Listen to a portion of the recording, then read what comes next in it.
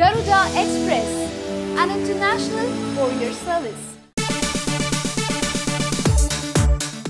ఎప్పుడూ ఏదో ఒక వివాదంతో వార్తల్లో నిలిచే రామ్ గోపాల్ వర్మకు ఈసారి ఏకంగా నాన్ బెయిలబుల్ వారెంట్ జారీ అయింది. అసలు విషయానికొస్తే 2009లో వర్మ అజ్ఞాత్ అనే సినిమాను డైరెక్ట్ చేశాడు.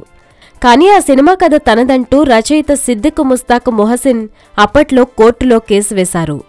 తాను ఒక కథను తయారు చేసి వర్మకు పోస్ట్ చేశానని, కాని వర్మ నుండి తనకు ఎలాంటి సమాధానం రాలేదని, తీరా 2009లో ఆయన చేసిన అజ్ఞాత సినిమా చూస్తే అది తనకదేనని తెలిపారు. సినిమా టైటిల్స్లో తన పేరు ఎక్కడా కనపడలేదని, ఆ కథను తాను ఫిల్మ్ రైటర్స్ అసోసియేషన్లో రిజిస్టర్ కూడా చేయించానని అంటూ అప్పుడే కోర్టులో కేసు వేశారు. ఆ కేసును విచారణకు స్వీకరించిన న్యాయస్థానం గత 2 ఏళ్లలో పలుసార్లు వివరణ ఇవ్వాలని వర్మకు సమన్లు పంపింది. కానీ వర్మ వాటిపై స్పందించకపోవడంతో కోర్టు ఇప్పుడు నాన్ బెయిలబుల్ వారెంట్ జారీ చేసింది. మరి ఈ వివాదం నుండి వర్మ ఎలా బయటపడతారో చూడాలి.